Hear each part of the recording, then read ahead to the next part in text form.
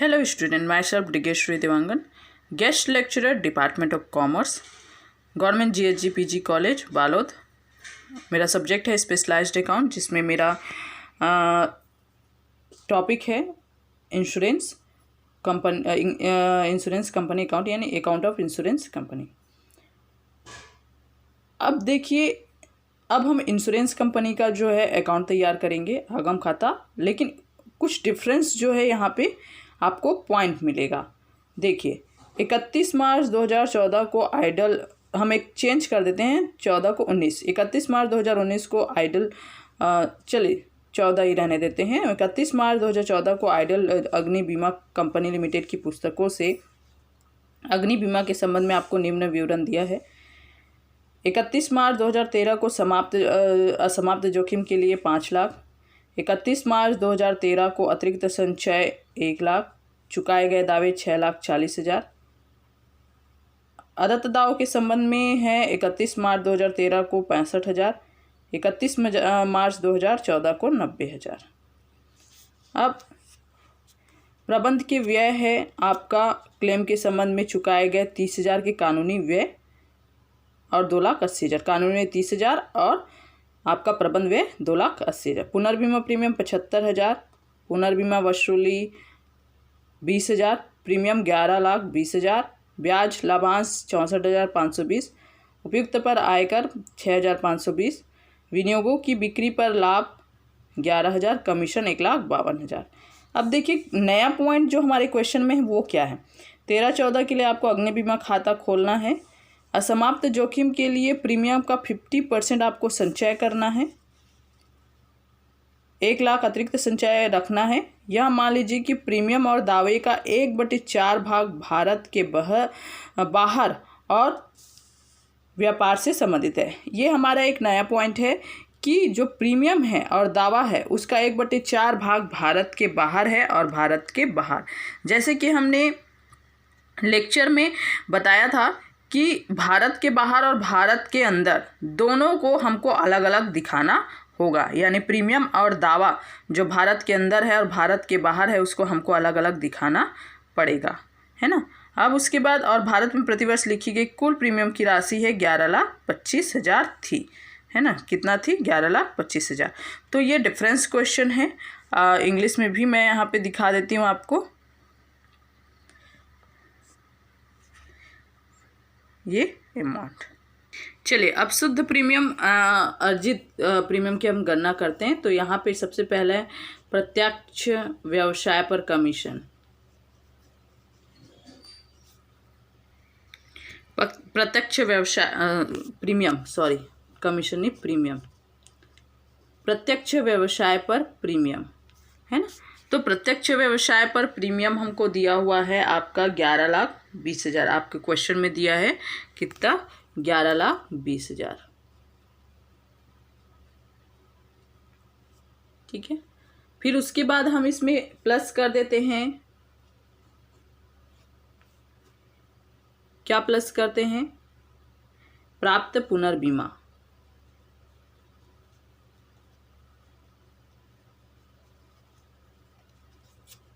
प्राप्त पुनर्बीमा प्रीमियम। ठीक है, जो कि नहीं है। फिर माइनस करते हैं देय पुनर्बीमा प्रीमियम,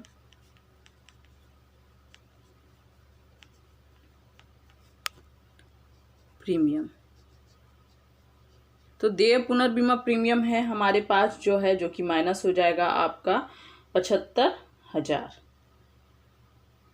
है ना। पुनर्बीमा प्रीमियम आपके क्वेश्चन में दिया हुआ है 75,000। चूंकि इस पे कंडीशन है, जहां पुनर्बीमा प्रीमियम के बारे में कुछ भी ना दे, है ना, तो उसको क्या मानेंगे? देय मानेंगे, देय पुनर्बीमा प्रीमियम। ठीक है। फिर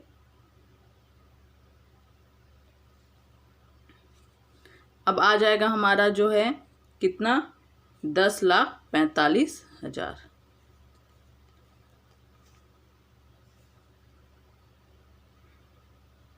ठीक है। अब वर्ष के प्रारंभ में वर्ष के अंत में, वर्ष के अंत में यहाँ पे प्लस होता है और वर्ष के प्रारंभ में क्या होता है, माइनस। तो ये दोनों नहीं दिया है, तो हमारे पास जो है कितना आ गया, 10,45,000। ये क्या है, हमारा शुद्ध प्रीमियम।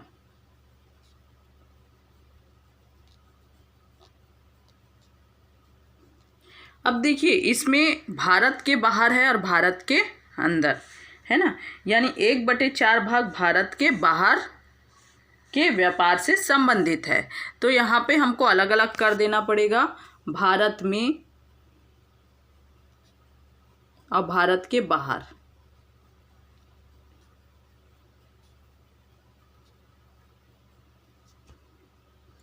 भारत में और भारत के बाहर, ठीक है।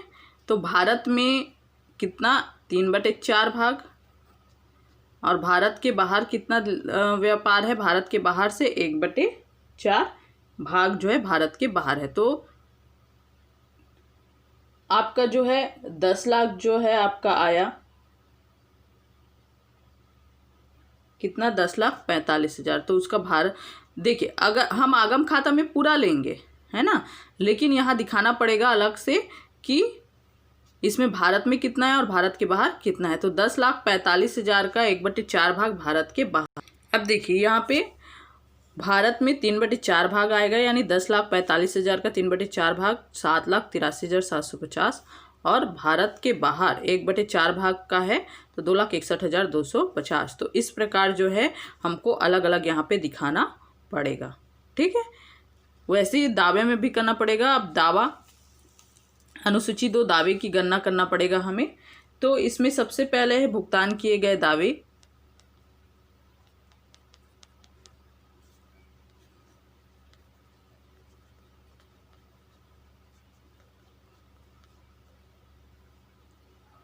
भुगतान किए गए दावे,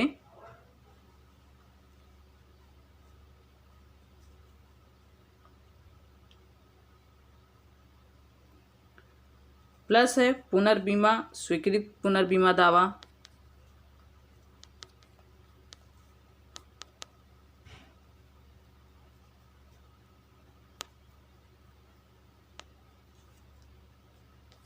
माइनस है देय पुनर्बीमा दावा,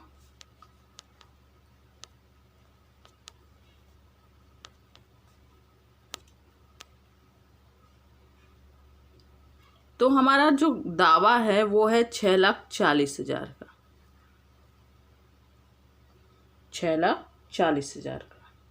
अब इसमें जो है दावे के संबंध में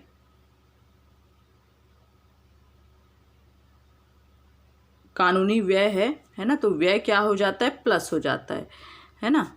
तो हम जो है नीचे लिख देंगे व्यय प्लस हो जाता है। फिर हमारे पास स्वीकृत नहीं है ना। अब उसके बाद जो रिकवर्ड है वो है 20,000, जो कि माइनस हो जाएगा। दावा के संबंध में व्यय प्लस हो जाता है।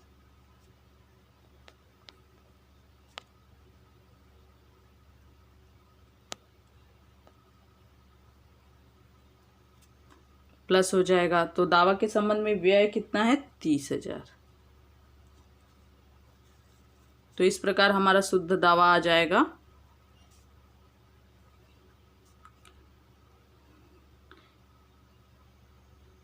6 लाख जो है 70,000 में 20,000 माइनस कर देंगे तो कितना आ जाएगा, 6,50,000।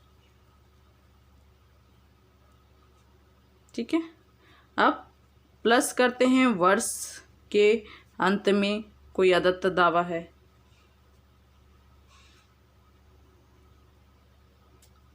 तो है हमारे पास 90,000 का, माइनस वर्ष के अंत में है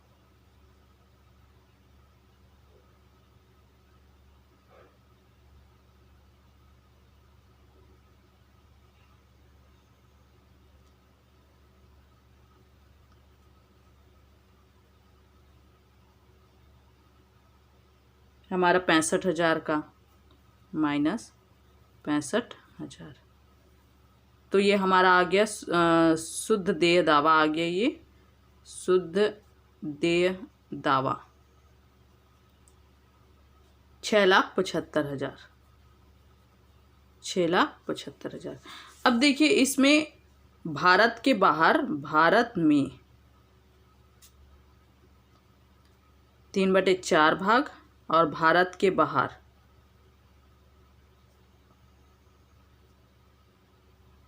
1/4 भाग। तो भारत में 3/4 भाग आएगा 5,06,250, है ना। इसका करना है 3/4 और 1/4 जो भारत के बाहर है 1,68,750।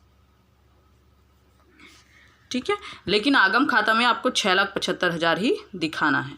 नेक्स्ट है हमारा कमीशन की गणना। तो सबसे पहले प्रत्यक्ष कमीशन,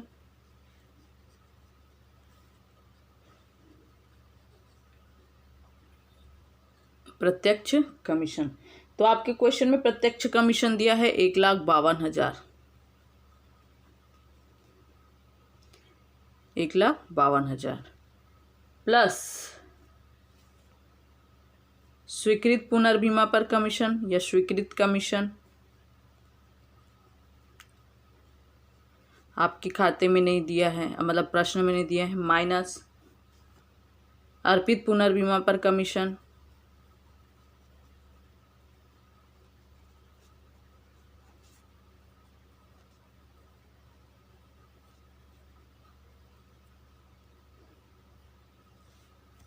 नहीं दिया है। तो टोटल आपका कमीशन जो शुद्ध देय कमीशन है वो 1,52,000 है।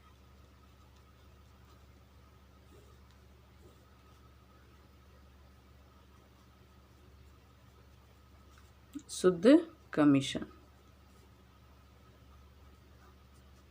1,52,000। अब अनुसूची 4 में जो है हमको ज्ञात करना पड़ता है, सबसे पहला कर्मचारी पारिश्रमिक,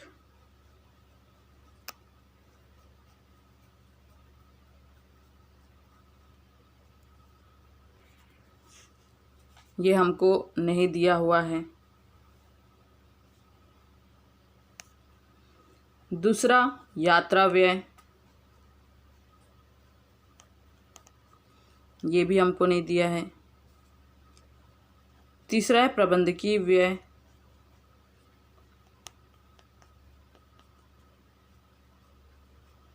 ये भी हमको नहीं दिया है। चौथा, जो इस सीक्वेंस में, इस पॉइंट में नहीं आता है वो अन्य व्यय में आता है, ध्यान रखिएगा। ये पॉइंट जो हम मध्य ले रहे हैं वही आएगा, बस इसमें किराया एवं कर। प्रबंधकीय व्यय है, प्रबंध में व्यय है ना, कितना 2,80,000, जिसमें से 30,000 दावा के संबंध में कानूनी व्यय शामिल था। कितना हजार? 30,000। तो कितना हो गया प्रबंधकीय व्यय? 2,50,000। कितना हो गया? 2,50,000, है ना। किराया में कर नहीं है, मरम्मत नहीं है। आपको पूरा फॉर्मेट लिखना है। छठवां, छपाई एवं लेखन,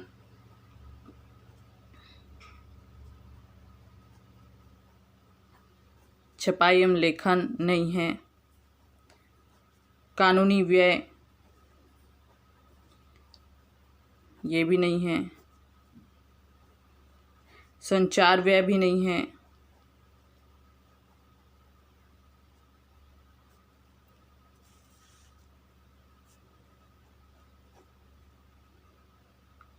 अंकेक्षण शुल्क नहीं है।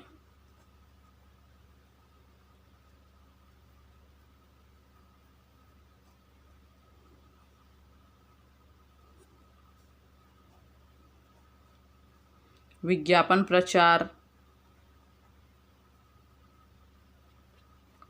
ये भी नहीं है। बैंक व्यय, ये भी नहीं है। अन्य व्यय, ये भी आपके पास नहीं है। फिर है ह्रास, ये भी नहीं है।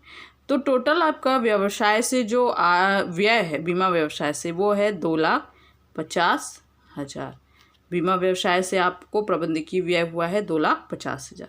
अब इसको हम आगम खाता में लग देते हैं। आगम खाता में सबसे पहला आएगा आपका अर्जित प्रीमियम, शुद्ध अर्जित प्रीमियम है ना, शुद्ध अर्जित प्रीमियम। तो आपने शुद्ध अर्जित प्रीमियम कितना लाए थे? 10,45,000। 10,45,000। फिर आपका आता है विनियोग के विक्रय से लाभ या हानि।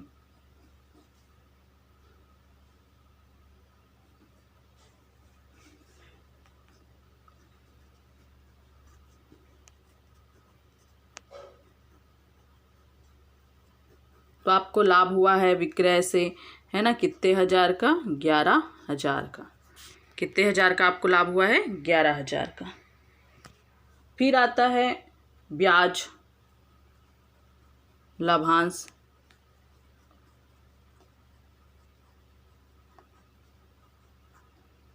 तो ब्याज लाभांश आपको दिया हुआ है 64,520।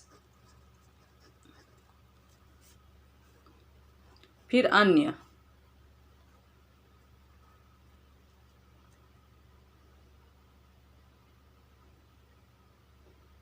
तो अन्य में तो अभी आपका जो है शामिल नहीं है। अब पांचवा आता है असमाप्त जोखिम के लिए संचय।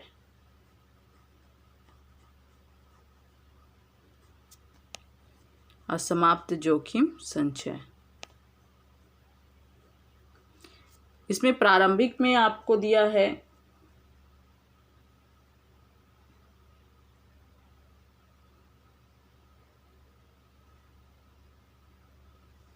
50% निकालना है आपको। तो 10,45,000 का 50% 5,22,500 माइनस अंत में है 5 लाख। तो इसमें कंडीशन होता है अंतिम ज़्यादा होता है ना, तो आपका क्या होता है, ये अंतिम का है और ये प्रारंभ का है। प्रारंभ में आपको 5 लाख दिया है, अंतिम में आपका 5,22,500 हुआ है। तो इसमें कंडीशन है कि अगर आपका जो है अंतिम ज़्यादा होता है तो माइनस होता है, अंतिम कम होता है तो प्लस। अंतिम ज़्यादा है तो माइनस होगा कितना? 22,500। कितना माइनस होगा? 22,500। इस प्रकार शुद्ध का या योग का आपका आ जाएगा 10,22,500, है ना। योग का आपका कितना आ गया? सॉरी, इसमें और ये 10,98,000 आ जाएगा। 10,98,000, है ना, क्योंकि इसमें आप ये सबको प्लस करोगे और 22,500 को क्या कर दोगे? माइनस कर दोगे। ठीक है, तो ये आ जाएगा, इसमें माइनस करोगे तो 10,22,500 और इसमें प्लस करोगे तो आपका टोटल आ जाएगा 10,98,020। योग का अनुसूची 2 में है दावा, अनुसूची 3 में है कमीशन, 4 में है बीमा व्यवसाय व्यय,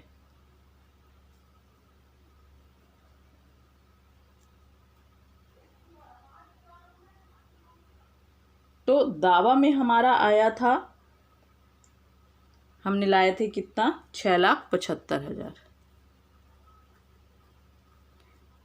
कमीशन में आया था हमारा 1,52,000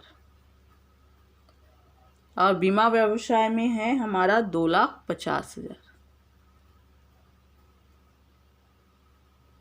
ठीक है, कितना, 6,75,000, 1,52,000, 2,50,000। अब इसका टोटल योग खा 10,77,000।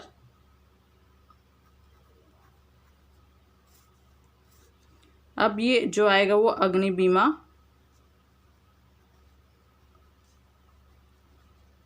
परिचालन लाभ है ना, क्योंकि 10,98,000 आपका क्या है, योग का है जो कि लाभ को दर्शाता है, और ये खा व्यय को दर्शाता है। तो का माइनस खा, तो कितना आया आपका 21,020। ये लाभ है, ये कहाँ चला जाएगा, लाभ हानि खाते में क्या हो जाएगा, हस्तांतरण हो जाएगा। तो इसमें नया पॉइंट ये मिला कि आपको प्रीमियम और दावा 1/4 भाग भारत के बाहर था और 3/4 भाग भारत के अंदर में था, जिसको अलग अलग आपको दिखाना था। Thank you.